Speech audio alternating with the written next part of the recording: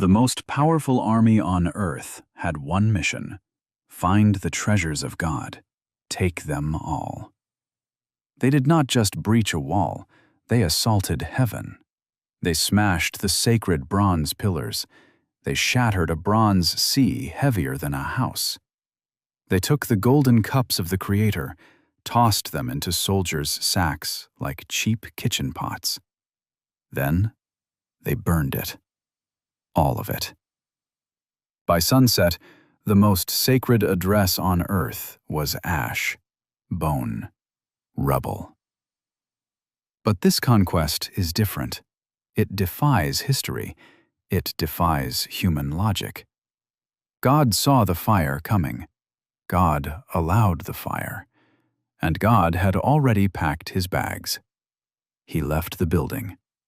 Long before the first torch was thrown, King Nebuchadnezzar thought he was stealing the wealth of Israel. He was wrong. He had no idea he was holding objects of divine wrath, items that would eventually seal the death warrant of his entire empire. This is not a story of a lost war. This is a story of divine eviction. How does the greatest temple ever built burn in a single day? What happened to the holy vessels in Babylon? And how did every single ounce of gold find its way back home, exactly as promised? To understand the horror of the ash, you must first understand the glory of the gold. Go back to 957 BC. King Solomon did not just build a religious center, he engineered a portal, the literal intersection of earth and the divine. It was the most ambitious construction project of the ancient world. The resources consumed would equal billions of dollars today. 180,000 men, 7 years of sweat.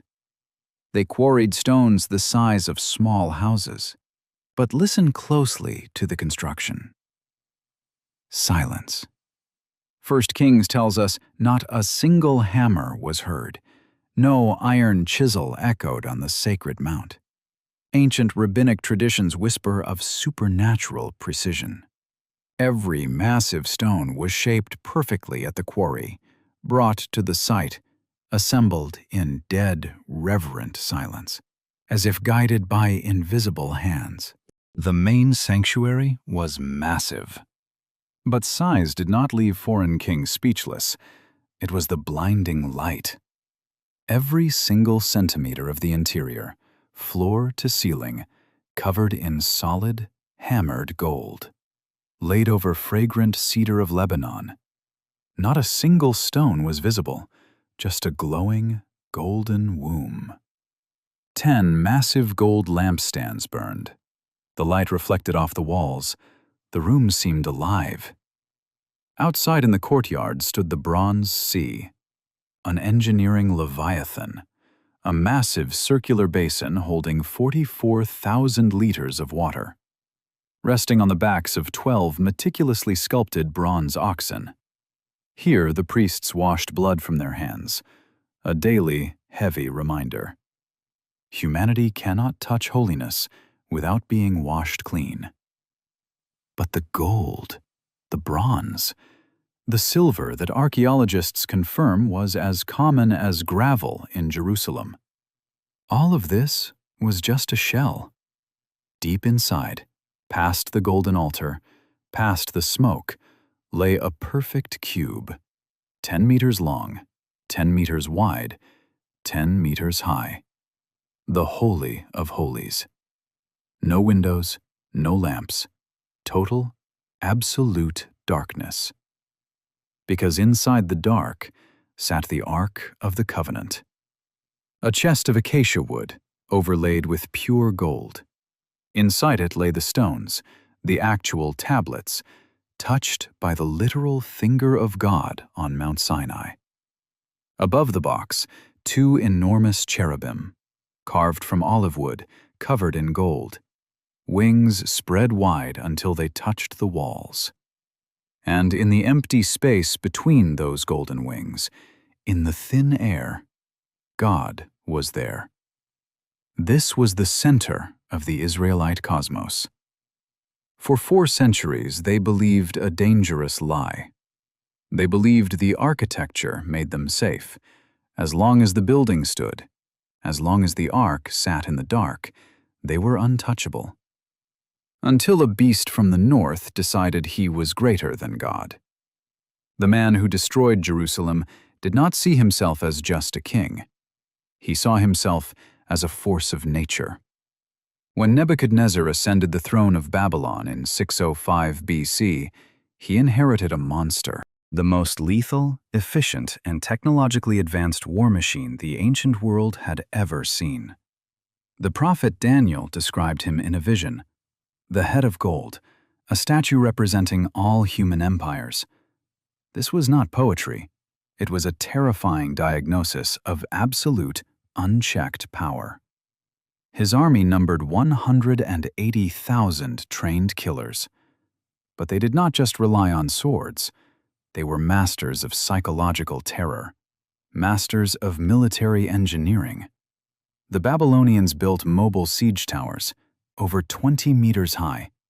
Imagine the psychological horror: a wooden skyscraper rolling toward your stone walls, loaded with archers, raining iron and fire down into your crowded streets. They used enormous battering rams, massive iron-headed tree trunks suspended by heavy iron chains, operated by dozens of sweating men. The impact was deafening, rhythmic, earth-shaking. Thud, thud, thud. The sound of a Babylonian ram striking a city gate could be heard for miles. A heartbeat of impending death. Nebuchadnezzar crushed Assyria. He humiliated Egypt. He dominated the global trade routes. Entire cities threw open their gates. They surrendered the moment his banners appeared on the horizon. But Jerusalem was different. Jerusalem was a theological insult to Nebuchadnezzar's massive ego. The Israelites refused to bow to his pantheon. They claimed their God, Yahweh, ruled the entire cosmos from a single, dark, golden room on Mount Moriah. To a man who literally built the Hanging Gardens, a man who demanded worship as a living deity, this was an unbearable provocation. He did not just want Jerusalem's gold. He wanted to break their spirit. He wanted to prove that the God of Israel was a myth. But there was a plot twist, a reality Nebuchadnezzar could never have comprehended. Jeremiah chapter 25 records God speaking about this ruthless Babylonian dictator. God does not call him an enemy. God calls him something terrifying. Nebuchadnezzar, my servant. The king of Babylon thought he was conquering the world by his own brilliant ambition. He had no idea he was merely a tool, a bloody scalpel in the hand of God, used to cut out a deadly cancer that had infected his chosen people. God did not destroy Jerusalem without warning. He never does. He sent prophet after prophet, screaming in the streets, pleading with the kings, begging the priests. Judgment is coming. The cancer was idolatry. It had completely infected the nation's bloodstream. The very temple Solomon built for the Creator was now a den of spiritual treason. It was surrounded by altars, shrines to the pagan gods of Solomon's foreign wives, blood spilled for astral deities, incense burned for the ancient watchers. The people were worshiping the gold. They were worshiping the architecture. They completely ignored the God who authorized it. Jeremiah stood in the sacred temple courts. He delivered the divine ultimatum: submit to Babylon, and you will live. Rebel, and this entire city will be turned into a graveyard. Jeremiah did not just preach. He wept. He begged. They laughed at him. King Jehoiakim refused to listen. He believed a lie as old as time. He thought politics could save him from prophecy. He made a secret, desperate alliance with Egypt. He believed the pharaoh would protect him from the beast of Babylon. In an act of spectacular arrogance, Jehoiakim stopped paying tribute. The response was swift. The response was brutal. In 597 BC, Nebuchadnezzar marched on Jerusalem. Jehoiakim died before the army even breached the walls, fulfilling Jeremiah's exact, humiliating prophecy. He was dragged away, buried outside the gates like a rotting donkey. His 18-year-old son, Jehoiakim, took the crown. He looked over the stone walls. He saw the endless, terrifying sea of Babylonian tents. He surrendered immediately. Nebuchadnezzar showed no mercy. He deported 10,000 of Jerusalem's best and brightest. The craftsmen, the soldiers, the elite bloodlines, dragged across the desert to Babylon. He walked into the temple. He stripped out the heaviest golden objects. It was a warning shot. Nebuchadnezzar left the city intact. He placed a man named Zedekiah on the throne, a puppet king, a leash around Jerusalem's neck. Zedekiah swore an oath of eternal loyalty to Babylon, and for 8 years he kept it. But pride is a slow, intoxicating poison. Pressured by false prophets, blinded by the illusion of safety, Zedekiah repeated the exact same fatal mistake.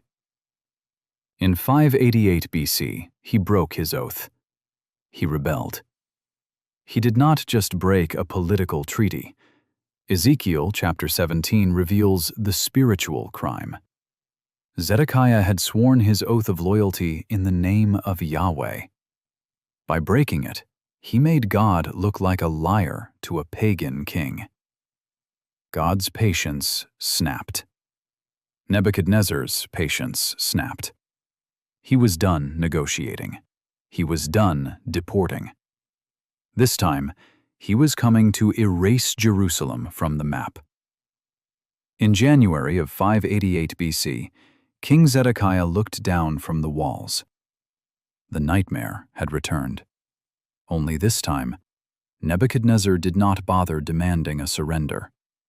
He ordered his troops to dig. They built a massive siege wall, a suffocating ring entirely surrounding Jerusalem. Nobody goes in. Nobody comes out. He was not going to waste Babylonian blood attacking massive stone gates. He had a much cheaper weapon, a much more cruel weapon: hunger. The siege lasted 2.5 years, 900 days of agonizing, slow death. Try to comprehend the psychology of a city caught in a vice grip for 30 months. First, the grain reserves ran out. Then the meat vanished. Then the hidden cisterns started to dry up. The sun beat down. The dust choked the air. The biblical book of Lamentations was written by an eyewitness to this horror. It reads like a post-apocalyptic journal, a descent into absolute madness. The hands of compassionate women have boiled their own children. That is not a poetic metaphor. That is historical reality. A starving mother in the city of God, in the shadow of the Golden Temple, doing something so utterly unthinkable that the prophet who wrote it could barely hold his pen. This was the holy city, reduced to absolute depraved animal instinct, just to survive one more agonizing day. The streets filled with the dead. There was no one left to bury them. The elderly collapsed in the dark alleys. Children begged for a crust of bread. There was absolutely nothing to give them. The great deception of sin is this: it makes you feel free, right up until the exact moment it locks the cage. Zedekiah thought rebelling against Babylon would bring independence. Instead, It brought starvation, madness, cannibalism. Finally, in July of 586 BC, after 2.5 years of unimaginable suffering, the relentless Babylonian battering rams found a weak point. The stone cracked. The wall gave way.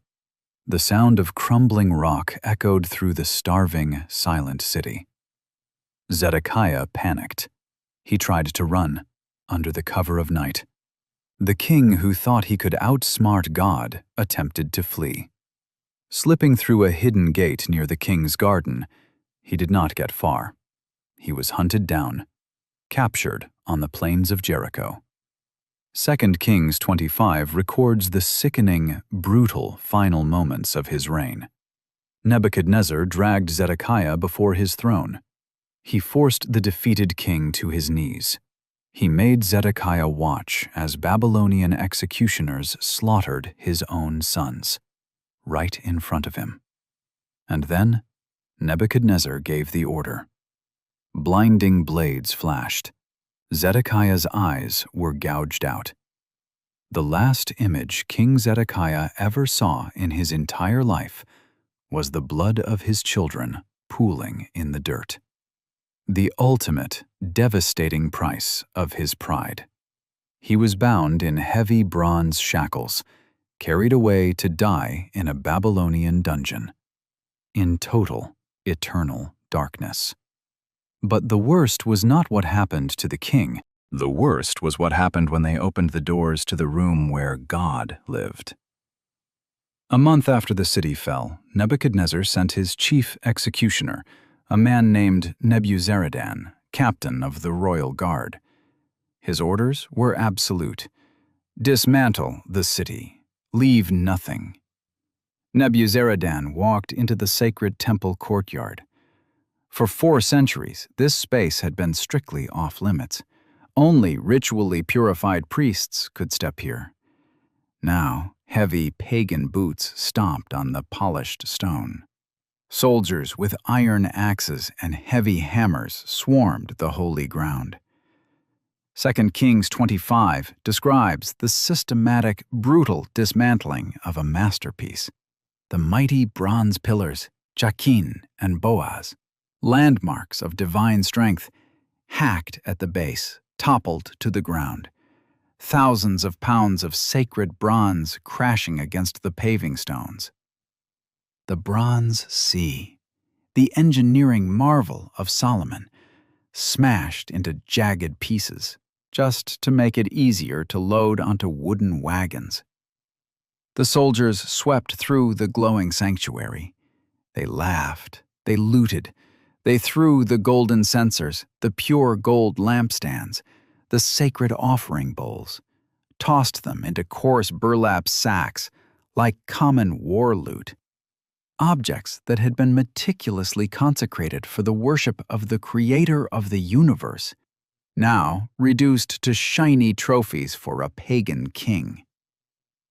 And then they approached the heavy veil, the thick curtain protecting the Holy of Holies, the room of absolute darkness, the room where the high priest entered only once a year, sweating, terrified he might drop dead if his heart was not pure. The Babylonian soldiers did not care. They kicked the doors open. They raised their torches into the pitch black, expecting to find the most valuable, powerful treasure in human history. The light flickered. The room was illuminated. Nothing. The room was completely empty. The Ark of the Covenant was gone. The Bible meticulously records the looting of every single cup, every spoon, every bronze basin from the temple. But it says absolutely nothing about the Ark being taken to Babylon. It simply vanished from history. To this day, no one knows where it went. Some legends say Jeremiah hid it in a sealed cave on Mount Nebo. Ethiopian traditions claim it was smuggled out down the Nile. Midrashic texts whisper it was swallowed by the earth itself, hidden in subterranean vaults beneath the mount. But the theological truth is much heavier than archaeology. God did not allow his throne to become a Babylonian trophy. The ark was gone because the presence was gone. When you read this brutal history, the natural human question is, where was God? How could he let his own house burn? The prophet Ezekiel gives us the chilling, heartbreaking answer. In Ezekiel chapter 10, long before the Babylonian rams ever struck the walls, Ezekiel saw a terrifying vision. He saw the raw, pulsing glory of God, the Shekinah. He watched it literally lift up from the golden cherubim. It moved slowly to the threshold of the temple doors. It lingered, as if mourning the loss of its home. And then it departed, floating away from the city, resting on the Mount of Olives, before vanishing entirely.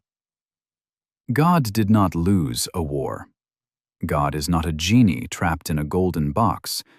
When the hearts of the people became completely corrupted, when the holy place became a den of demons, God packed his bags and he left the building. Nebuzaradan gave the final order. Burning torches were thrown against the fragrant cedar walls. The ancient wood that King Hiram of Tyre had floated down the coast centuries earlier caught fire instantly. The heat became trapped inside the stone walls. It became a furnace, so intense that the pure gold lining the walls literally melted, running down like glowing blood into the cracks of the stone floor. The great, massive roof collapsed inward with a deafening roar. Black, choking smoke rose into the Judean sky, a massive funeral pyre, visible for miles in every direction. The era of Solomon was over. Nebuchadnezzar did not burn down the house of God. He burned down an empty shell. For nearly 5 decades, the golden vessels of Solomon's temple sat in the dark, locked in a museum in Babylon, trophies in the massive temple of the pagan god Marduk. Every time a Babylonian king walked past them, he smiled, proof that their empire was supreme, proof that Yahweh of Israel was dead, defeated, forgotten. But God is infinitely patient, and God's calendar does not rush for any human empire. In 539 BC, 47 years after the smoke cleared in Jerusalem, the Babylonian Empire threw a party. Belshazzar, the arrogant grandson of Nebuchadnezzar, decided to throw a massive, drunken feast. 1,000 of his lords gathered, but wine was not enough for Belshazzar. He craved blasphemy. Daniel chapter 5 tells us he gave a fatal order. Bring the sacred golden cups, the ones taken from Solomon's temple. Bring them into the banquet hall. He, his wives, and his warlords drank heavily from the cups consecrated to the living God. They laughed. They raised the holy gold in the air, toasting to dead gods of silver, gold, and wood. The divine response was instantaneous. Right in front of the blazing lampstand, in the brightest part of the massive room, fingers of a human hand appeared out of thin air. The music stopped. The laughter died. The king's face went pale. The Bible says his knees literally knocked together in sheer terror. The floating hand moved. It carved 4 words deep into the plaster of the wall. Mene, Mene, Tekel, Parsin. The 80-year-old prophet Daniel was dragged in to read the sentence. He looked at the trembling king. He delivered the final verdict of heaven. God has numbered the days of your reign, brought it to an end. You have been weighed on the scales, found wanting. Your kingdom is given to the Medes and Persians. That exact night, the unsinkable empire died. Cyrus the Persian had diverted the mighty Euphrates River. His army marched silently underneath the impenetrable walls of Babylon, right through the dry riverbed. While the city was drunk, Belshazzar was assassinated before the sun even came up. Jerusalem burned, but Babylon was completely erased. And then God executed the final phase of a plan he had written centuries before. Cyrus the Great took the throne. His very first act regarding the Jews completely defied human logic. Ezra chapter 1 records the staggering decree. "The Lord, the God of heaven, has given me all kingdoms of the earth. He has appointed me to build a temple for him at Jerusalem." Cyrus walked into the treasury of Marduk. He took out the golden cups, the silver bowls, the censers. He packed them up. He sent them back to Jerusalem with the returning exiles. Exactly 70 years, just as Jeremiah had prophesied while standing in the streets of a burning city. Every single word of God proved true. The exiles returned. They wept when they saw the blackened ruins. They cleared the ash. They rebuilt the walls. The second temple was completed. The golden vessels were returned to their rightful places. The priests resumed the sacrifices. The incense burned again. But something was terribly different. When they finished the second temple, no cloud of glory fell. No priests collapsed on the floor in awe. And when the high priest walked into the Holy of Holies, there was no Ark of the Covenant. The room was completely, utterly empty. Just a bare stone sticking out of the floor where the golden box used to sit. For 500 years, Israel worshipped in a temple without God's presence. They waited and prayed, but God was done with buildings made of stone. When he returned to Jerusalem, it wasn't in a cloud or between statues. It was in human flesh, through Jesus. He declared, "Destroy this temple, and I will raise it in 3 days." When he died, the veil of the Holy of Holies tore, symbolizing God's move from a physical temple to living inside believers. Sometimes God allows what we build, careers, reputations, plans, to burn down to show us that we were worshiping the structure, not God. He strips us of what we rely on until we realize He's all we truly need. Have you ever lost something you thought you couldn't survive, only to realize God was using that fire to save you? Share your story in the comments, and if this message challenged you, please subscribe and like this video.